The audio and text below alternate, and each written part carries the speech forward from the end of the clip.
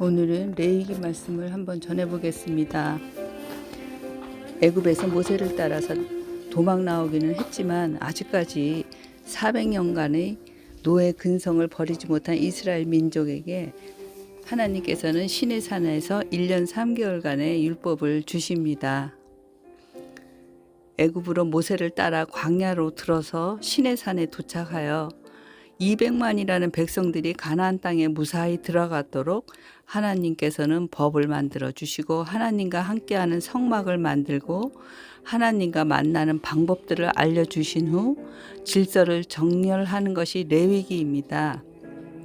레위기는 유대민족의 아이가 태어나 글씨를 알면서부터 무조건 한자도 틀림없이 외우게 하는 책입니다. 그렇듯 유대인들에게 소중한 것이 아주 막 죽고 살기 문제로까지 소중한 레위기가 그토록 자세하게 쓰여 있음에도 불구하고 우리는 단순히 한 귀로 듣고 한 귀로 흘리는 정도로 여기는 것은 우리 문화의 제사와 비슷하게 조용하고도 제사라는 단어에 약간의 낭만적 생각이 포함되어 있지 않는가 그런 생각이 듭니다.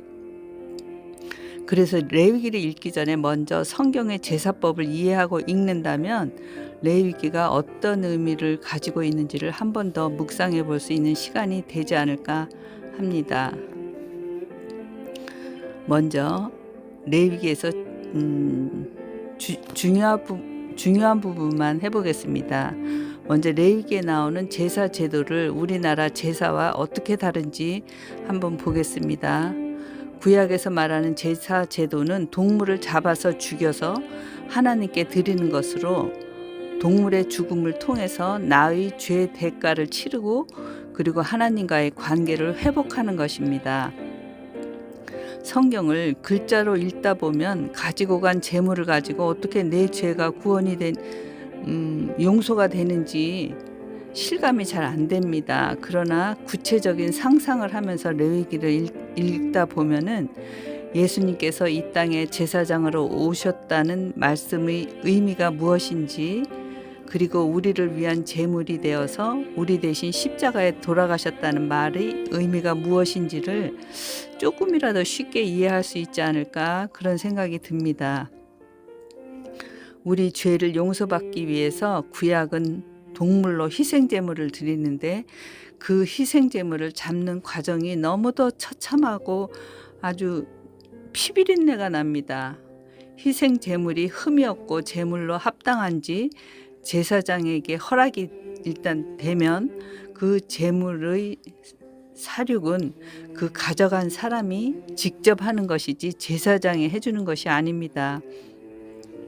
그 흠없고 건장한 제물이 죽지 않겠다고 발버둥 치는 것을 죽인다는 것은 보통 일이 아닙니다. 전문적으로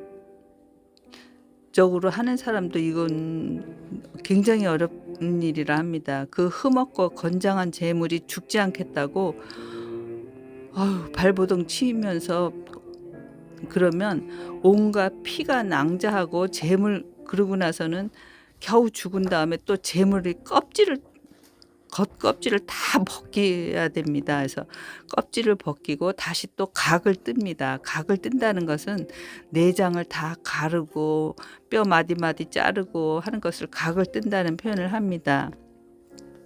이렇듯 정리하여 부위별 태울 것은 태우고 바칠 것은 바치고 정리까지 끝내는 것은 희생 제물을 가지고 간 사람이 하는 것입니다. 인간 스스로 할 수 없는 죄의 문제를 해결하는 절차법이 곧 제사법입니다. 이번에는 레위기에서 가장 말씀하시려는 핵심 단어 거룩이라는 것을 한번 살펴보겠습니다. 거룩이라는 말이 좀 어떤 면에서는 아는 것 같기도 하고 모르는 것 같기도 하고 좀 고상하고 웅장하고 그런 뜻으로 우리는 저는 그렇게 생각이 들었었습니다. 교회 다니기 전에. 근데 거룩이라는 뜻은 한마디로 한다면 구별하다라는 단어를 동시에 생각을 가지신다면 훨씬 이해하기가 쉽습니다. 거룩한 삶을 살라 하면 세상 사람들과 좀 구별되게 살아라는 뜻으로 레위기의 핵심이 거룩이라는 이유는 이제 하나님을 처음 아는 어린이에게 하듯이 하나님께서 자상하시게 법을 제정해 주시는 것입니다.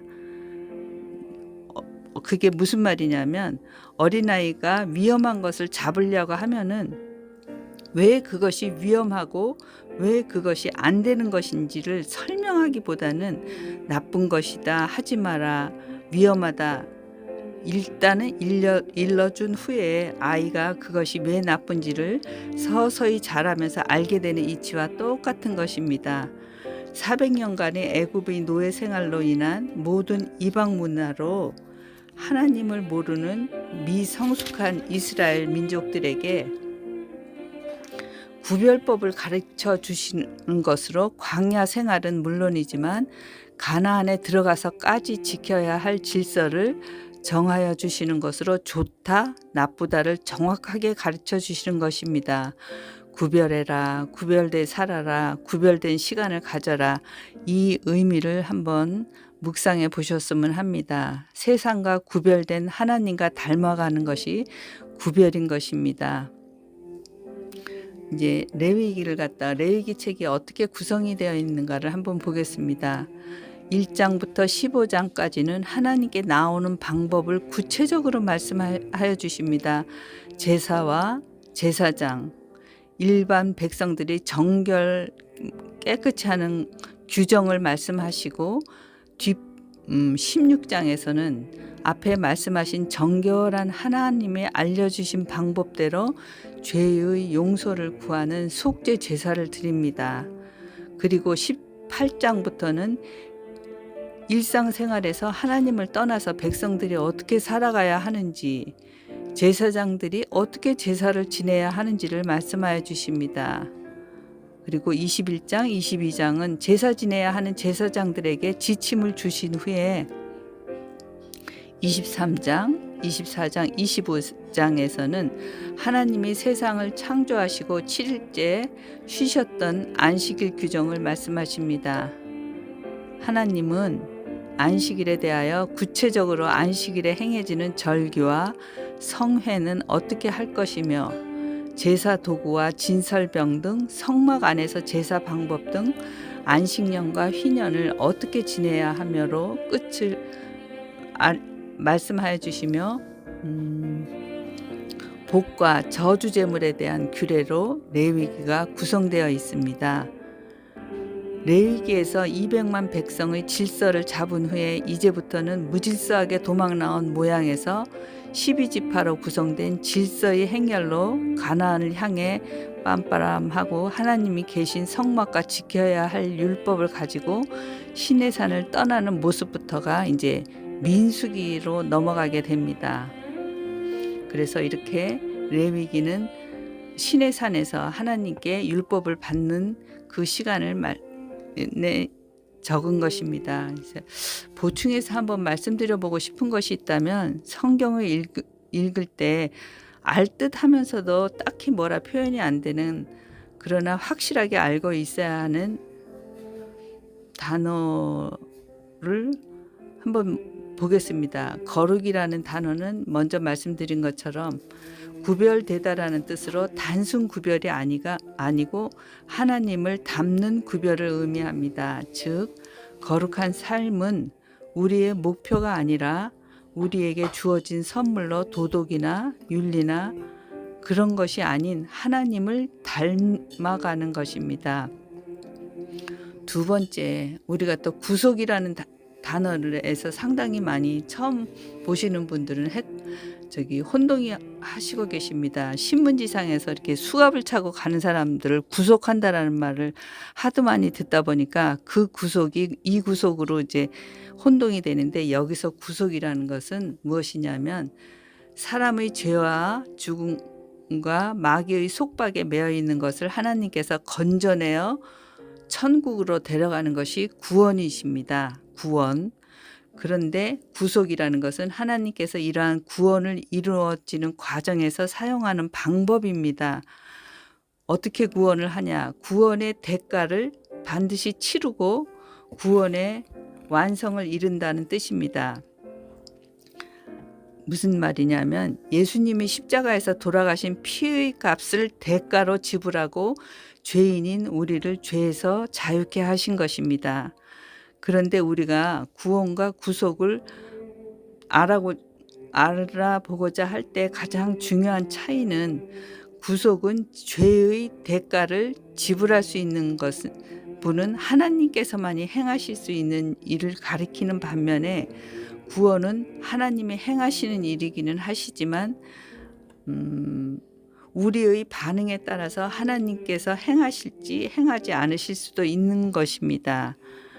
누구든 예수님을 믿기만 하면 구원을 얻지만 믿는 것은 남이 대신 해줄 수가 없는 것입니다.